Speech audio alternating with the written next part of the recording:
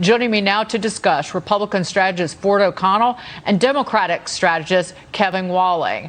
I'm going to start with Ford because why would the Republicans need to do this? The Biden administration's policy on the border is a disaster. Kamala's trip, the vice president's trip, was a disaster as well. Why do you even need to weigh in on it, Ford?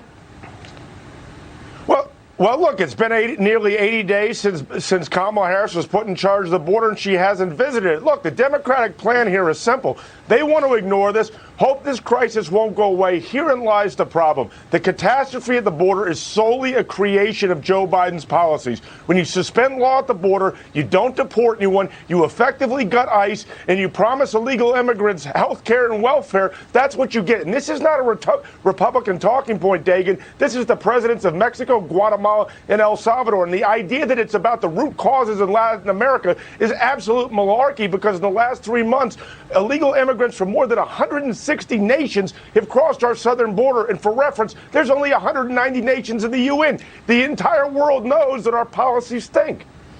And on that note, Kevin, why not do something to fix this flood of illegal immigrants coming into this country? The Biden administration is just standing by and letting it happen. And maybe it was by design all along. Yeah, Dagen, I don't think it's by design, and certainly we're seeing a 10-year high of migrants coming to the border. But I was actually encouraged seeing the vice president last week in Guatemala and Mexico saying, do not come. In very serious terms, she repeated herself very, very clearly to the people of the Northern Triangle and to Mexico, where the vast majority of migrants are coming for. So hopefully we'll see some movement on comprehensive immigration reform. I still remember when Nancy Pelosi went to the White House with Democratic leadership to work with President Trump on some solution for DACA and actually increasing funds for the border wall, because we are seeing this 10-year high against our border. And this should not be a political issue. This should be something that unites Republicans and Democrats on comprehensive immigration reform. But on that note, Ford, Kevin, it is by. Go ahead. Go ahead. No, you go. Go, Kevin, Ford, it go. is by design. You have deported. You've only deported 3,000 people in the past month, which is the lowest on record. Everyone knows that this is completely by design. You basically want to create a permanent underclass who's eventually going to be amnestied and becomes future voters of the Democratic Party. And the problem with immigration that's simply not the case. The vast majority, especially the working class and African Americans. Go ahead, Kevin. For the vast majority of immigrants that come across this border are turned back. The only people that come through this border that stay are unaccompanied minors. The vast, vast majority, as the vice president pointed out last week in the Northern Triangle, are turned away. Single adults and families are turned away at this border. That's not true, though. We have if there's catch and release is back. Catch and release is back. I'm saying the vast majority, though. There are still people that come through and get through, and that's a serious problem in this country, for sure. Yeah, then this is the point, though. Ford, I want you to answer this. Why did the Biden administration break something that was fixed? That's what happened.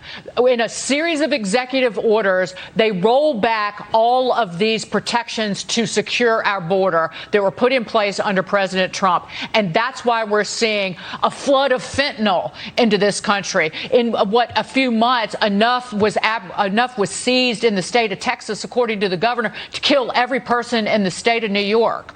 So they don't care about children. They don't care about overdoses. They don't care about all of the communities along the border that are not protected, and then all the communities where these illegal immigrants are being shipped, Ford.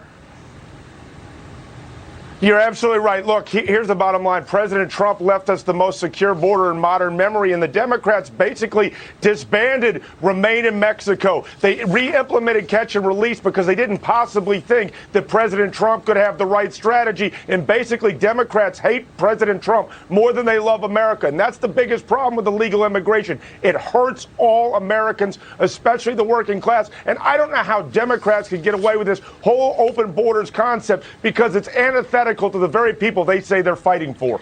Kevin, I want to ask you about that. So Kamala, I should say the Vice President Harris, you mentioned that she made that comment, do not come, and almost instantaneously, Congresswoman Alexandria Ocasio-Cortez called that disappointing. She fouled dialed up the interview with Lester Holt, and then she cut off that female journalist who was interviewing her as well. It seems like that somebody in the White House saddled the vice president with something they knew was going to be impossible for her. Yeah, Dagen, I think they gave this task to the vice president to elevate this issue. You know, vice presidents are tasked like Mike Pence. I remember when the COVID-19 first happened, he was put in charge of that. So the vice president was elevated into this position to tackle this issue. She traveled to the region, as I said last week, said do not come to those migrant families and individuals, and is very clear on that issue because it is a crisis. We are seeing, as I said, a 10-year high, and we need bipartisan immigration reform to tackle this crisis. Ford, I'm going to give you the last word on this. But again, I'll point to Bill McGurn, has a column in the Wall Street Journal today. It's titled, "Stop Blaming Kamala Harris. It's not her fault. She has no good answers about the border. It's President Biden's." Well, Bill McGurn's exactly right. Look, we do not need comprehensive immigration reform. That's a canard and Democratic code word for amnesty. Do exactly what President Trump did from 2019 on, and you will do a successful job at the border. And yes, this is Joe Biden's way of keeping the Democrat Party together, because the far left of the Democratic Party doesn't believe that anyone's illegal, and yet illegal immigration needs to work for Americans and American citizens. And unfortunately, it doesn't right now. It's working only for the rest of the world. Gentlemen, it was good to see both of you. Thank you so much. Thanks, for Ian. a fiery discussion. Kevin Walling and Ford O'Connell at 6:42 in the morning. Amen. Ford always brings your wake-up call. he's a cup of coffee and a six-pack of Red Bull. This early. What'd you say, Kevin? No more coffee for Ford this morning. No, it's good. Ford is a walking cup of coffee and a six-pack of Red Bull.